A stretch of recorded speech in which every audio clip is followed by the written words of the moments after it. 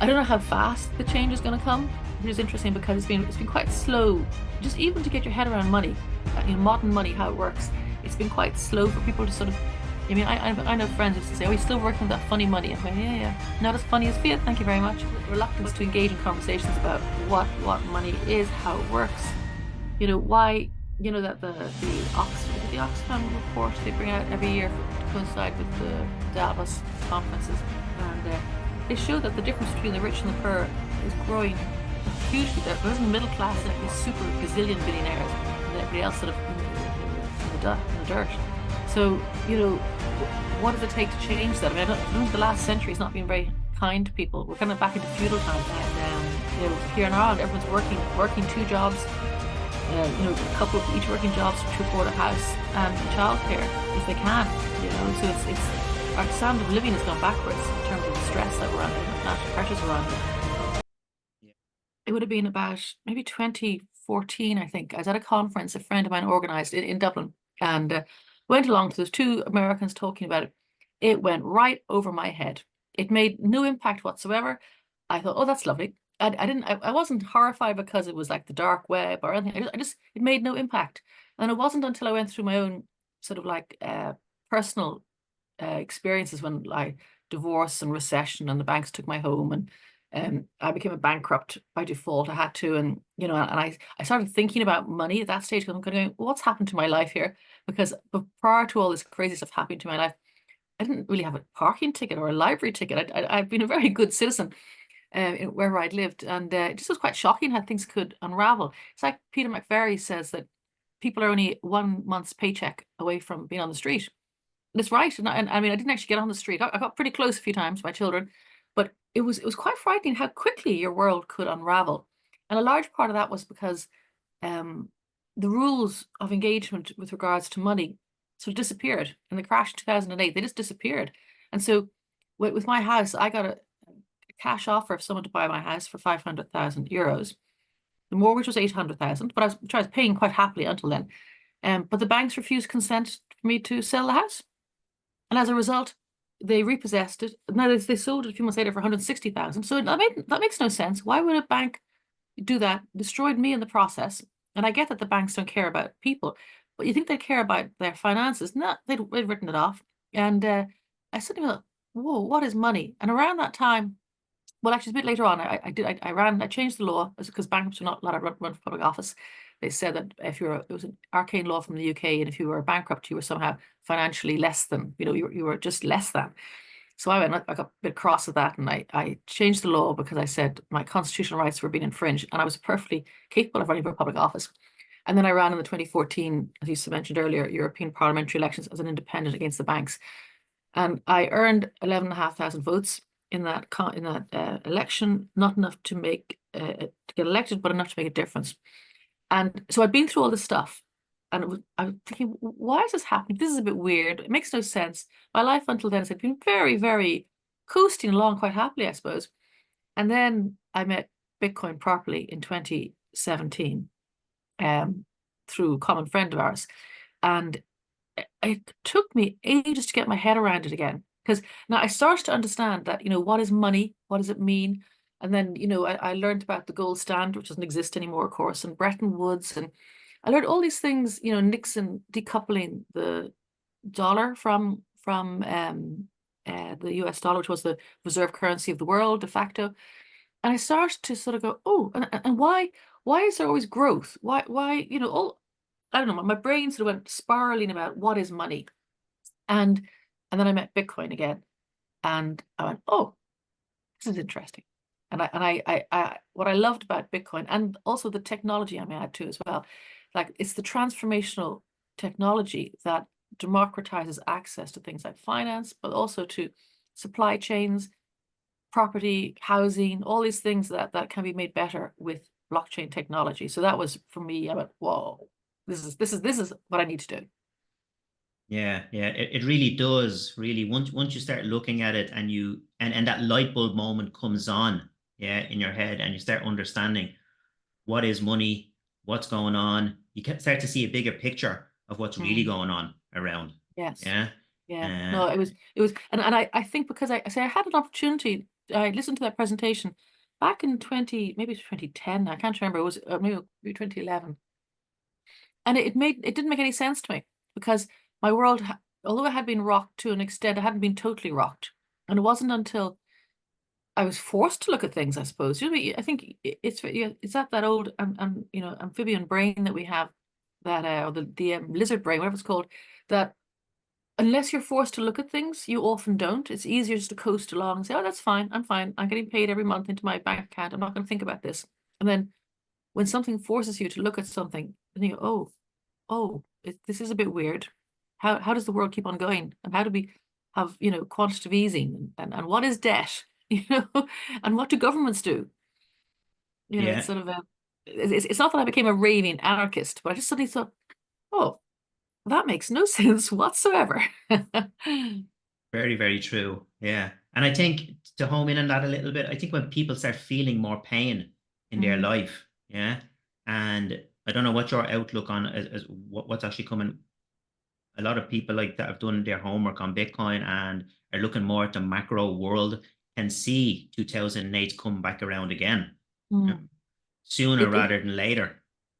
it is a bit scary. I think modern politics, more than anything else, is a bit scary. I mean, I was talking with on a meeting earlier, and someone was mentioning about Ukraine. I'm going, oh my God, that was such a big deal when that happened, well, a little over 2 years ago. And now it's been totally eclipsed by Gaza. And then we have all the riots in the UK. We have stuff going on in Australia, all the rise of the far right. And all these things you're going, how on earth are they happening? We're meant to be a civilized world. What is happening here? So, and by default, you can't have major geopolitical change without it impacting um, finance. It's going to impact, and I don't know how. I don't wish for another recession, of course not.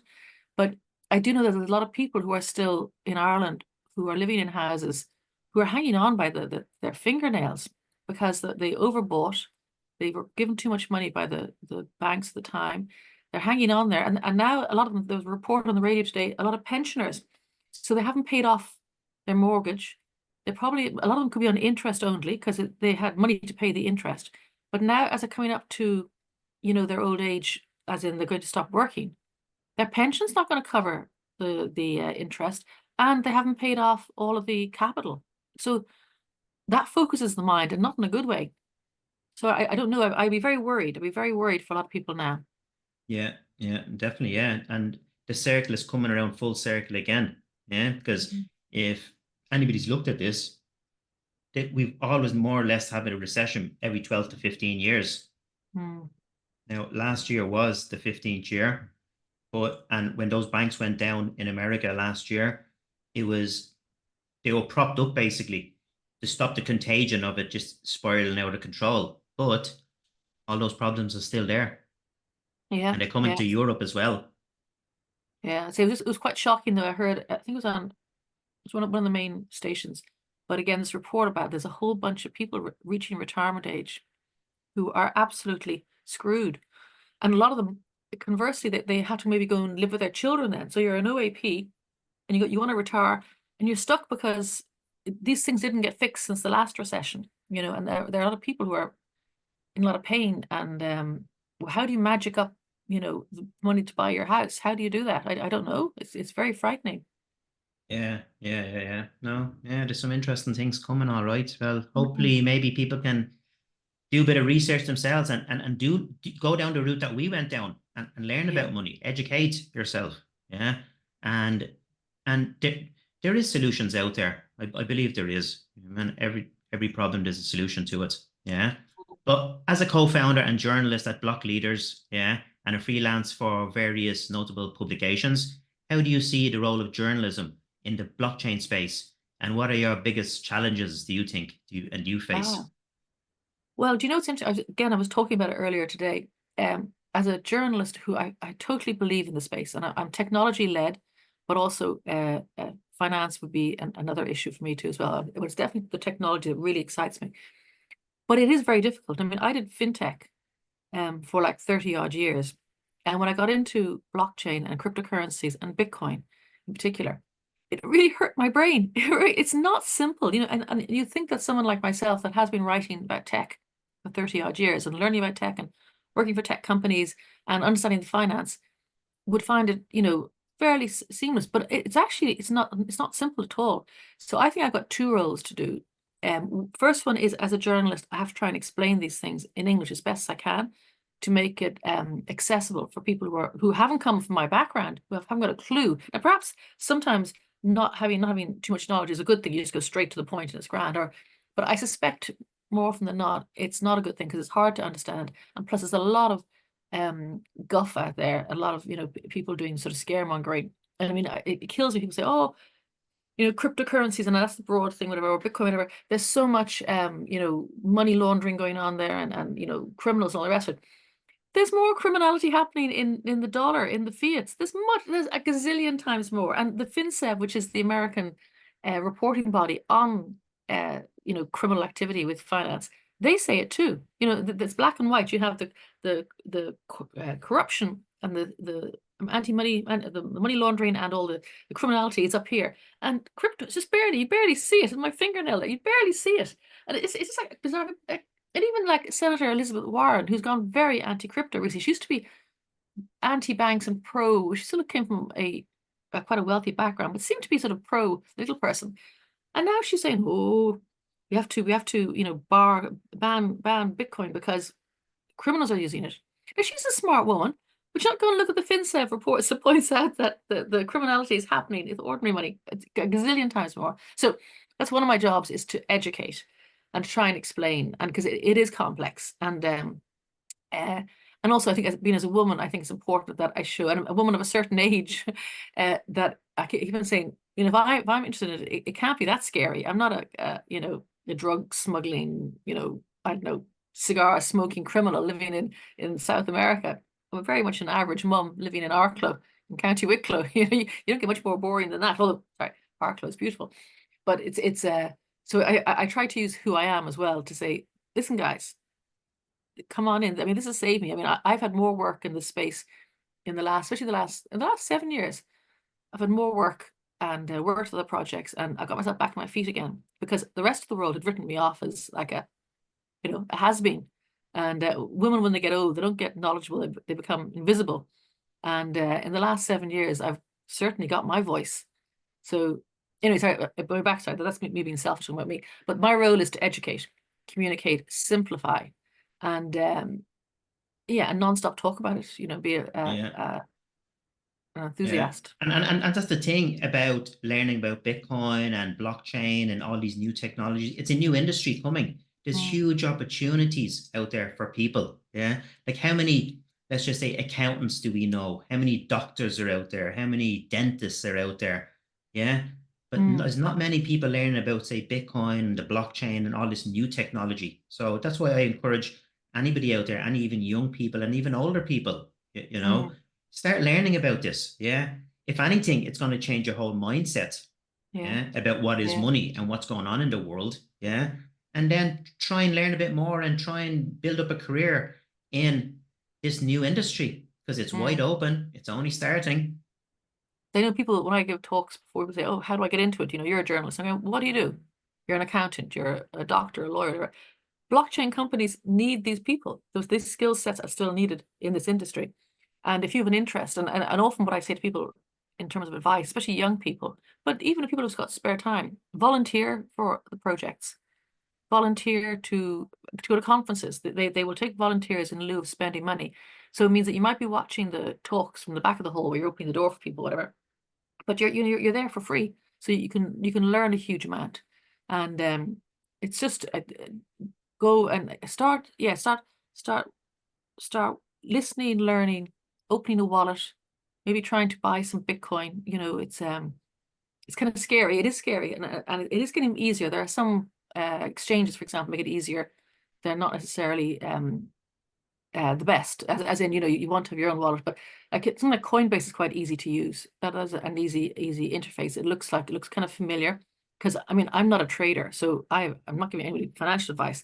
And I did find it very scary, and I still do find it scary when I'm moving. If I don't move stuff around, I was going, oh, and then there are hacks, and then you get, my MetaMask was drained again the other day, and it's like that is like really hard. But Yeah, learn, get out there and learn, and Learn, but it's yeah. interesting. It's fascinating. It's just what the world. This world is just so exciting. Yeah. And let's talk a little bit about women in blockchain. Yeah. And you've been named like as a crypto queen a few years ago and listed among the 50 most influential women in global blockchain. Why do you think it's important for more women to get involved in Bitcoin and learn about this technology? And even like as a savings technology for the family. Mm. Yeah. And what advice would you give to any woman looking to enter this space? But you know what is interesting? I know, like in the Web3 space, as it's called, there's very few women. It's less it's single digits, I think. There's under 10% are typically are women. Some are even worse. And the reason given that they say is because women are risk averse. Now, that's actually not true. That's based on research that was done, I think, in the 60s. And the questions that were asked didn't actually make any sense when they were reviewed after. It's a bit like breakfast is the most important meal of the day. And no, it's not. But cereal manufacturers have said it so, and it must be so, or what was that president? Was it Franklin? No, who was it? Who had the heart attack? And then afterwards, they said, because he had I think it was Franklin Roosevelt. I think it was. Roosevelt, is it? I think it was. And then afterwards, his doctor or one of his physicians said, "Oh, he'd been having steak and blah blah. It must be the fat, whatever." So that's where you had the whole fat thing came through, and then because food manufacturers took fat out of foods, they put in sugar and salt instead, which are much more. I mean, you know that low fat food is much worse for you than fat food, and normal fats are good for you, in moderation, whatever. So the same way, women are not risk averse. So scrap that on the head, right? That's the notion. Oh, I can't do because I'm a woman. And secondly, it's important for women to be there because 51% of the world's population are women. And I mentioned earlier about the geopolitical situations where you have lots of wars happening around the world. And a lot of that is done by men. I'm very sorry. Men are much more aggressive gender than females as a rule. And if you have women in positions of authority making decisions, you you you have a much more equal world because women know that they have children, they have partners, they have elderly parents. As women having women involved and making decisions, you get better decisions and outcomes. And even more important than that, there was some research done a number of years ago by people like Credit Suisse, Nordea, and McKinsey, and they looked at publicly listed companies in the US, I believe, that had a woman on the board, and those who had women, even just one woman on the board, their profits went up by 30%. So it makes sound economic sense to have women involved. So it's not just, oh, it's nice to have women. It'd be nice, to have the gentler sex. I mean, the gentler sex more, yeah. But it's very important that we have. It's just that way of thinking. It's like diversity. It's like all these things that we know are better. Well, it's not just being managed by men who tend to. If you have all the same, you get the same decisions. And you get bad decisions often. Yeah, yeah, yeah, yeah, yeah, definitely. No, it really is. Yeah, more women need to come into this space and they need to start learning about Bitcoin. Yeah, for And teaching a their number of children. reasons and teaching their Teaching them. children. Yeah, yeah. and and, Definitely. and also having, because as you were saying too as well, and you said it when you sent the message to me as well, and I read another thing you said, someone said, "Oh, are you going to buy the dip now because everything's crashing, regular markets and crypto markets?" And you were very, he said, "A Bitcoin is a Bitcoin." And you were saying you buy every month, whatever it is, whatever the amounts you can afford, you buy it, and it's a 10-year plan that you have, so you're not going to default from it. But even funny, even if you were buying fiat, I know the value that is going down, but it's a very sound principle. You're not looking to make a FOMO. Oh, I'm going to go to the moon and I'm going to start trading meme coins or something ridiculous, which are terribly volatile and fluctuating. And people, I'm going to meet a person next week who's a billionaire because he traded successfully on meme coins. So people can do it, but the average person is not going to do that, right?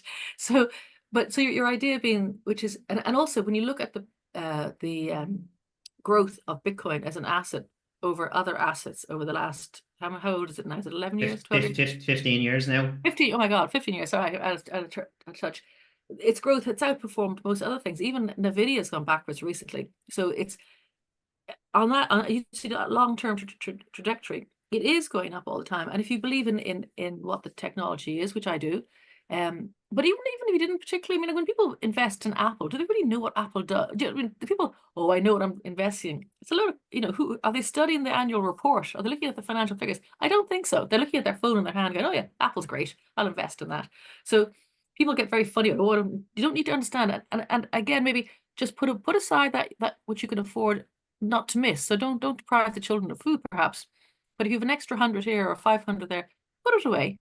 and do what you say, and give it a five, and do it monthly, and give it yours is a 10-year plan, or do you give it until maybe your child is going to university, or you want to retire, or it's definitely, it would make more sense to me, not financial advice, to do it on a longer term basis, because that means you could, because it's always very volatile. You can wait out the highs and the lows without getting panicking too much.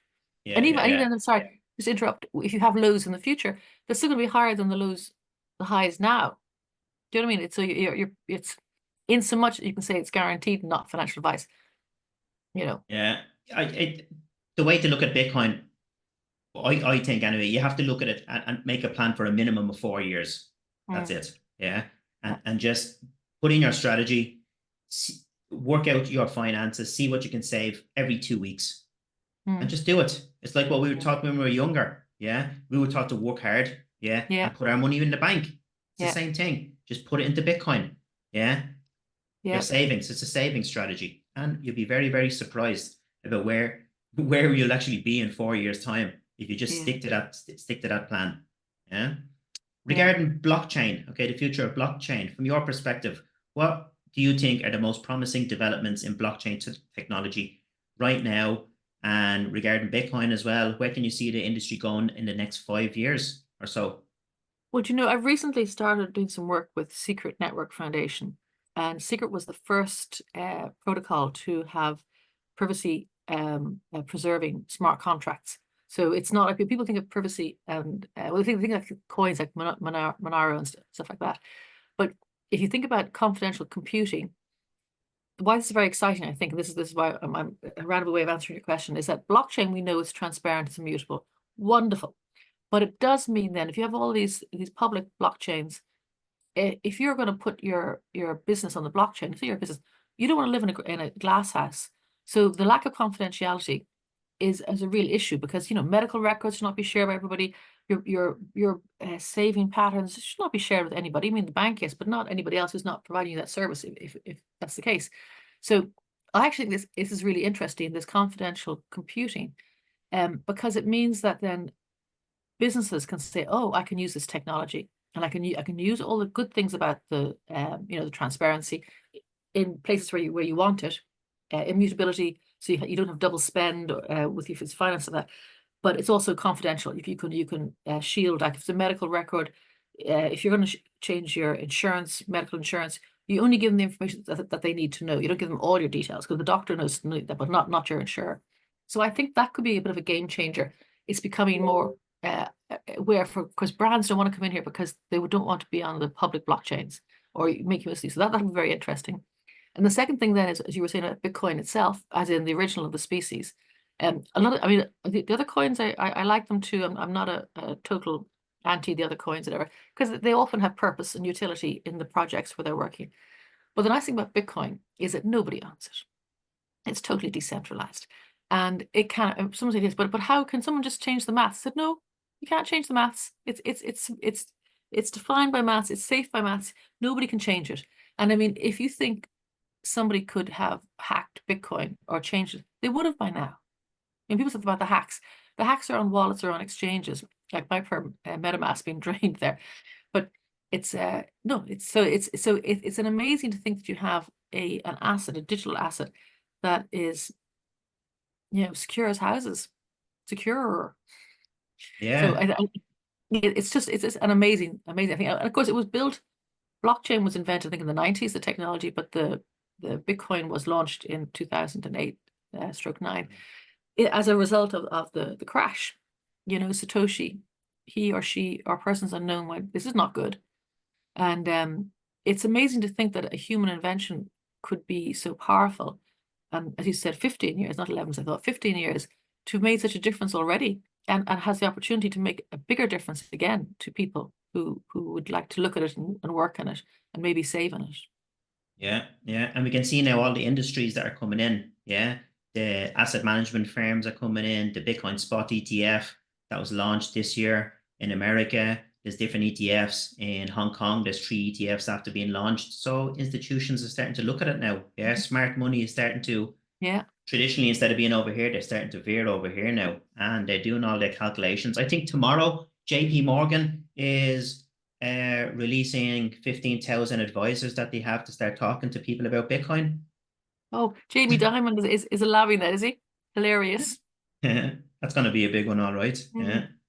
So Although it's a certain interesting. friends of ours would say that the ETFs, they don't like them. The died in the Yeah. wool, traders Yeah. like that. So yeah, there is a part of, I mean, when I first got into space, not that I'm an anarchist or anything, but I did like that kind of freedoms. I thought, this is interesting because, again, I mentioned about the banks. If they were offered 500,000 to pay off part of my debt and they preferred to repossess it and get 150,000, that does not make any commercial sense whatsoever.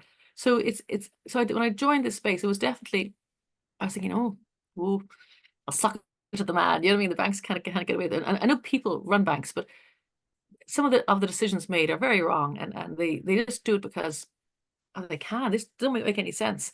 So it is nice to think that there is an asset out there that cannot be manipulated by Yeah. anybody. That's lovely. Definitely, definitely, yeah. And as we said, people need to get educated about that. So, given your Mm. extensive experience and public presence, okay, with initiatives and resources, where would you recommend for individuals or families that are wanting to learn about Bitcoin and the Okay, it's a good blockchain? point. Where would they go? Where would they go and learn? I think probably YouTube probably has a lot of good stuff because it's easier to listen sometimes than to read. And it is complex. It absolutely, it is complex. And I don't doubt that people will find it difficult because it's a real mind change up here. And it's a mind change about money. And it's a mind change about technology and just how to do things, you know. And one thing that I love is the idea that, and again, some of the altcoins, but people can spin up projects and they can use the tokens attached to a project to exchange value.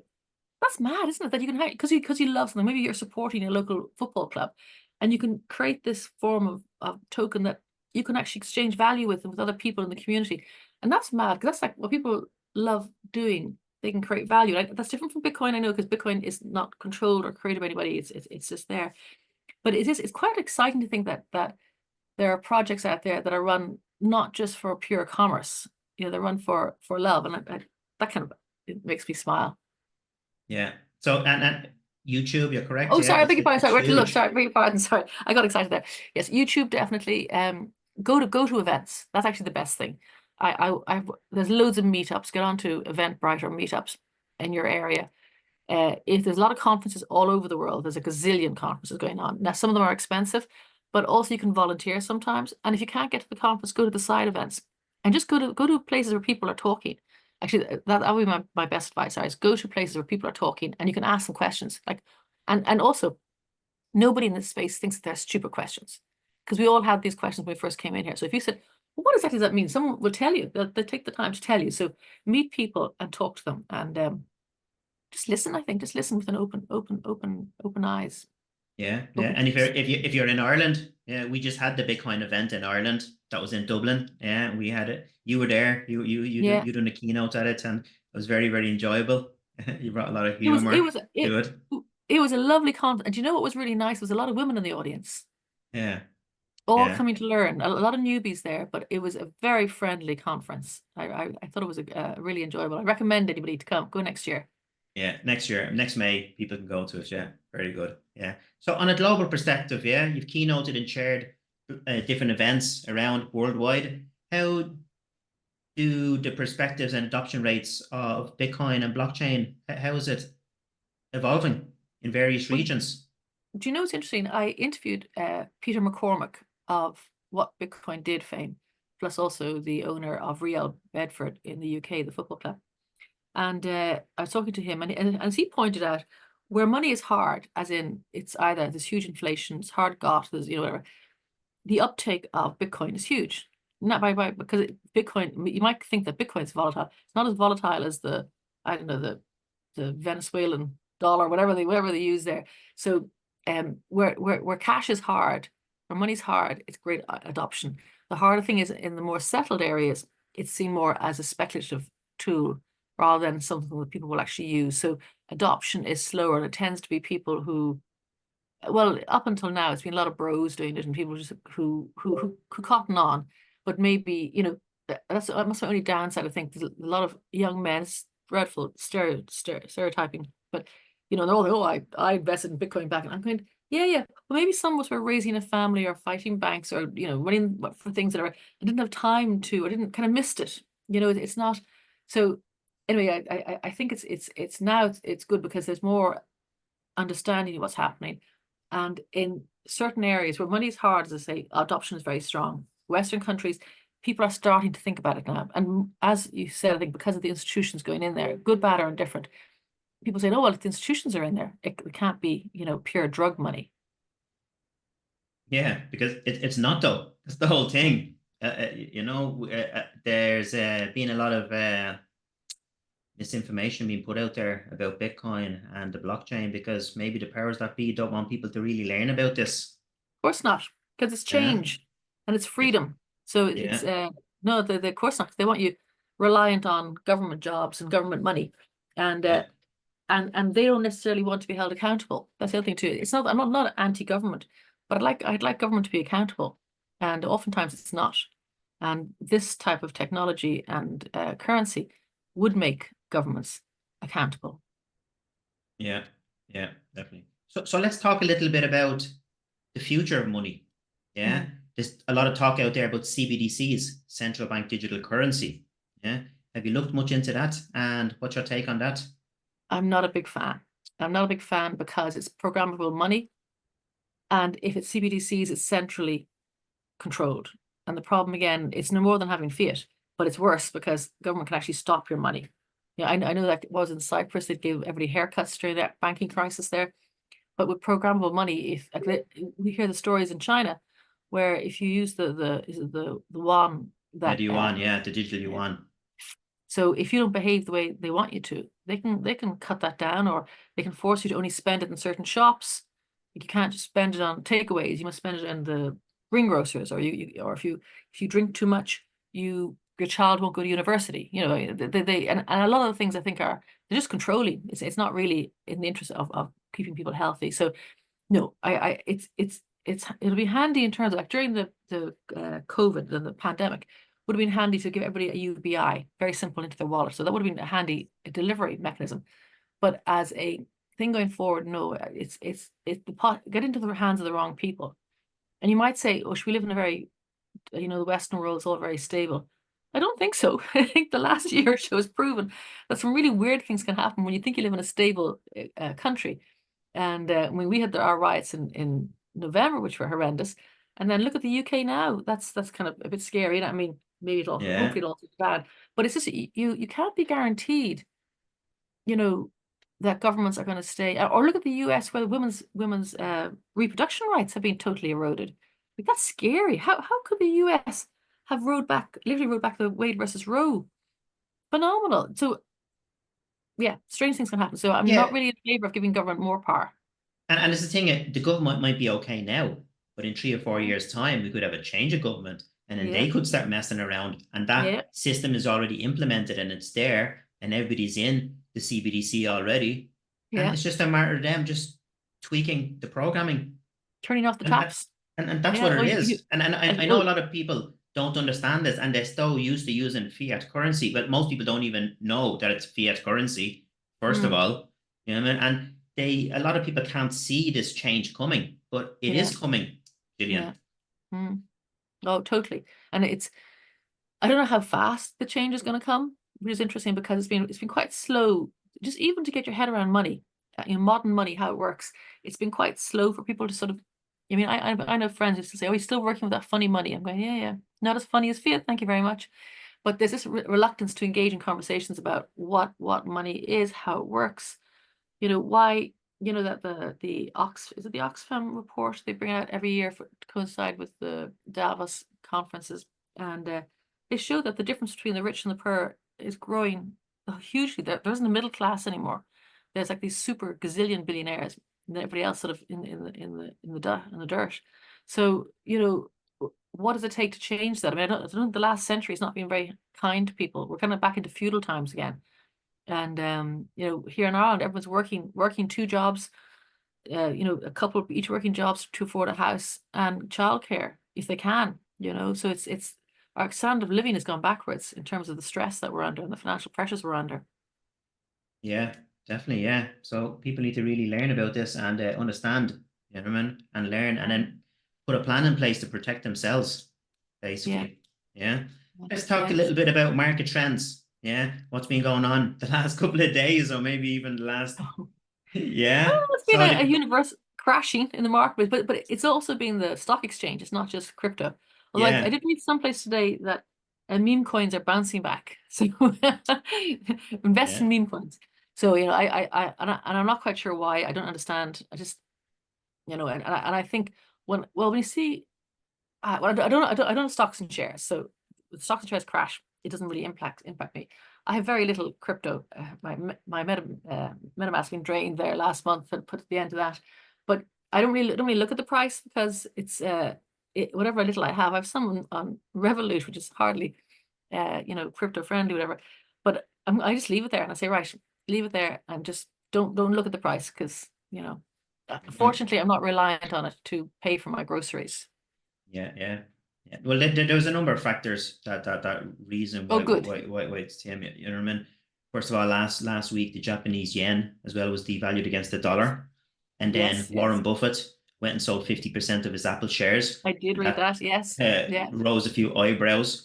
And you could see it there from last Friday. It started going down, but then what happened at 5 o'clock? The markets closed. But Mm, what's the most liquid thing out there? Is Bitcoin and yeah. crypto. And the Yeah. people that had them just started offloading it. Yeah, some of the bigger traders. Yeah, Mm, started offloading. That's what started. And then on Monday morning, as soon as the market started again, you know what I mean? People started selling. Yeah, the yeah. traders started selling. So that's what's been happening. Actually, I did And know that, but I've forgotten. Thank you for updating me. yeah, yeah. And so just loads of different number of things, and as well the geopolitical play that's happening at the moment Mm, with Israel and Iran and all this. It's all been affected. So there's mm, a lot of changes I can see coming mm, anyway. Yeah. Yeah, too Uh, many changes. yeah. Regarding Bitcoin has experienced fluctuations recently. What are your predictions, do you think, for Bitcoin for the future? Yeah, long term. What Yeah. did Samson Now, Mosley did he say it was going to be 1 million in 2026, something like that? yeah, That'd be well, handy. we can see that. Yeah, people that have done their work. Yeah, Mm, you know, mm. we can see it from Do 50K you, going maybe 10x or 20x. do you think it'd be like slowly, slowly, and then suddenly? Slow, slow, It's fast. so basically what I've looked at in the market, the biggest jumps, okay, have happened in about 6 weeks, basically, Mm, right? In a particular year. Okay, for the bull market. The bull market happens in about 6 weeks. So this thing of people thinking they can jump in and buy and sell and all, mm. most people don't realize is 99% of traders lose over time.